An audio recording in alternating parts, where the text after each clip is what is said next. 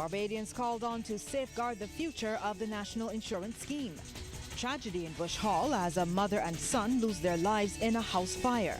And in sports, Pakistan overtakes the Windies after beating South Africa today. Broadcasting from our studios in the Pine St. Michael, this is CBC Newsnight, starting now. This segment of Weekend Newsnight, brought to you by Sagicor, wise financial thinking for life. Very good evening to you. I'm Lisa Broom, and this is Newsnight. In our top story tonight, Barbadians are being encouraged to help safeguard the financial future of the national insurance scheme as it continues to pay out more money in claims. Minister in the Ministry of Finance, Ryan Strachan, says this is particularly important as the NIS has just started to recover from a few stressful years. He laid out the situation at the NIS's 52nd anniversary GEM Award ceremony last night. As he thanked workers of the National Insurance Scheme for their exemplary work over the year, Minister in the Ministry of Finance Ryan Strachan said their job was made even harder because of a marked increase in the number of claims they had to process. That figure jumped by 45% between January and April this year when compared with the same period last year.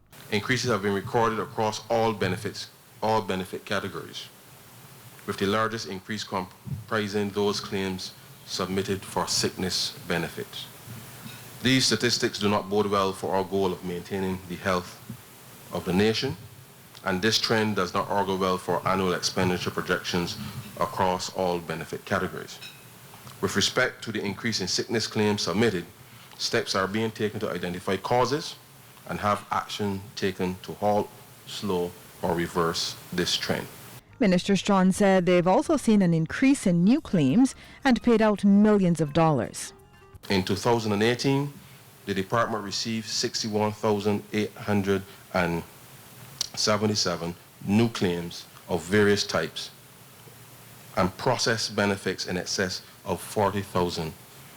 On average, the monthly benefit expenditure totals $55 million.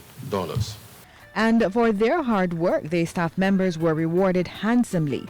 In addition to being recognized for service ranging from 10 to 45 years, some special awards were handed out. Avril Harrison was rewarded for her excellent work in the customer service department.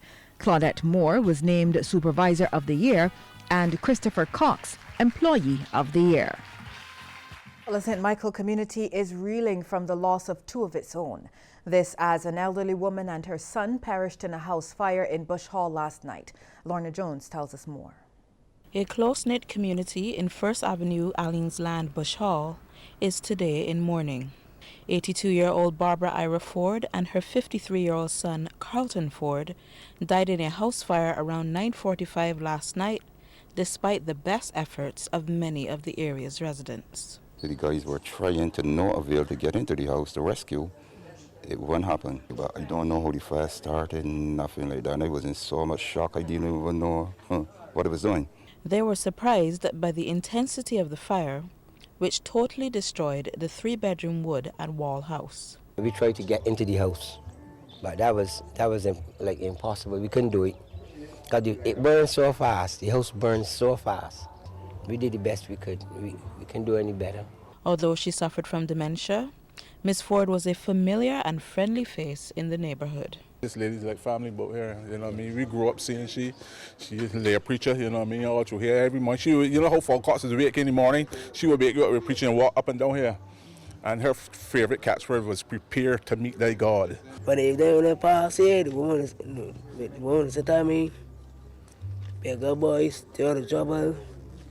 Anything you see that wrong, keep on trouble. Residents say Carlton, who was a taxi driver, took good care of his mother despite his own health issues. She used to be very sick, and you go in the hospital and come out all the time. But I assume he wasn't feeling well yesterday because the father moved from there for the day for he to go to and work and to get the money. But I don't know what happened last night. that Caddy ain't get the door open to come out to save he and his mother. I don't know what happened. Several fire officers and 2 tenders from the Probin Street Fire Station responded to the blaze. Lorna Jones, CBC News. Lorna, thank you. Well, Chairman and political leader of the People's Party for Democracy and Development, Bishop Joseph Atherley, has outlined a number of existing policies which his party believes must be revisited. Speaking as the party worshipped at the First Baptist Church in Constitution Road this morning, Bishop Atherley said among them are the inclusion of pensions in the tax net and the justification for requiring property owners to pay land tax to the state. He also believes legislation must be put in place to ensure that there is a minimum level of income below which no family should be made to subsist. There are workers' categories in Barbados whose pay levels are disgraceful. Domestics, security guards, gas station attendants, just to name a few. $6.25 per hour cannot cut it in a Barbados of 2019. And while we're at it, we need to relook the pay levels that are offered to our police officers and a few other worker groups that render public service. Well, several past and present Caribbean leaders and other dignitaries joined Jamaicans today as they said farewell to the country's 5th Prime Minister, Edward Seaga. In a funeral service that lasted just over 2 hours at the Holy Trinity Cathedral, many paid heartfelt tribute to Mr. Seaga, who led the country for 9 years from 1980 until 1989. The Holy Trinity Cathedral in Kingston was filled to capacity, with mourners sharing in the fond memories and moving tributes shared to former Prime Minister Edward Seaga. Mourners also lined the streets in anticipation of the procession that would take place once the service inside of the church was completed. Former Prime Minister Owen Arthur, who represented the government of Barbados, was among the many CARICOM leaders who were present to say farewell to the man who was described as a big thinker but very pragmatic. Current Prime Minister Andrew Holness recalled being a former aide to Mr. Seaga, noting that Mr. Seaga was directly responsible for bringing some of the current crop of party members into the Jamaica Labour Party. Mr. Seaga never lost sight of the reason why he entered politics: to help the have-nots join the ranks of the have.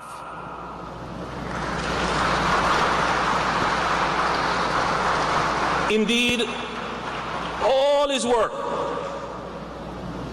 from culture to sports to education, justice, the economy, music, everything, all his work has been beneficial to the poor. Metri Seaga delivered a tribute on behalf of the family. He gave up many birthdays, anniversaries, and school plays, all so that he could give to us, give Jamaica his life. He did so from the day that he could think for himself, and he did so until he took his last breath. The former Prime Minister's body was taken by military procession from the church to the nearby Heroes Park, where he was laid to rest. A St. James-based fisherfolk organization is on a mission to highlight the lesser-known aspects of the industry. It's the Western Fisherfolk Association which kicked off celebrations for Fisherfolk Week with a church service. Sharika Griffith reports. Charleston Thomas of the Western Fisherfolk Group says many Barbadians' idea of the fishing industry is limited to those who catch fish and those who sell fish. But he says there's much more to the often overlooked sector. That's exactly what he wants the country's youth to know. It's not just fishing and scaling fish. We have net throwing, we have fish pots, and we have hamper basket, we have boat building. And those little youth, we focus on between 7 and 10 to try to keep them off the block, back to the church, and doing wise things in the community. Mr. Thomas was addressing the congregation of the Church of God in the Garden St. James ahead of Fisherman's Day celebrated on June 29th worldwide. He says many areas of the industry are currently understaffed. Right now, there's one person on the island doing hamper basket, and when he going, they know we have to order hamper baskets from overseas. And if we start now, a lot of the youth will get a job. During her sermon, Minister Alicia Aline encouraged the fisherfolk not to be ashamed of their profession. Being a fisherman is one of those jobs that people will say, man, but I tell people, check it. When Jesus shows people, he didn't come for the lawyers, the doctors, and the bank managers. The first people he went and selected to follow him were fishermen. And we heard the song, I will make you fishers of men. The theme for the week is Fill Our Pockets, Eat Local. Among the activities planned are an essay competition for students, a fun day on Saturday, and an award ceremony. Sharika Griffith, CBC News. Thanks, Sharika. On the international scene, immigrant groups are relieved that President Donald Trump called off ICE raids. But as CNN's Paul Verkaman reports, immigrants are still concerned about their future. Well, here in Los Angeles, right at the top, Mayor Eric Garcetti had called these threatened sweeps inhumane. So when they were called off, there was a sense of relief and also a lot of cynicism. That's because a lot of activist groups for the immigrants have long said that they believe that Donald Trump uses all of these threatened sweeps as mere political grandstanding. We've seen this from the Trump administration since the day he announced him running his campaign in 2016. He's been doing this to feed the trolls, to feed his supporters, to let them know that he's doing something about the quote-unquote immigration problem. It's just part of his MO, even into his presidency. Although the sweeps were called off, the immigrant activists here had already set in motion a series of measures that they thought would help these immigrants. Among them, free legal counseling. They were also setting up what they would call the sanctuary network, where people could go to churches or homes, and the red cards. They got the word out in a myriad of locations that these immigrants should know that under their Fifth Amendment rights, they have the right to remain silent, so they wouldn't need to talk to an ICE officer. And they also made it clear that under the Fourth Amendment, that they did not have to allow anyone into their home, this would be an ICE agent, who basically did not have a search warrant that was signed with their name on it.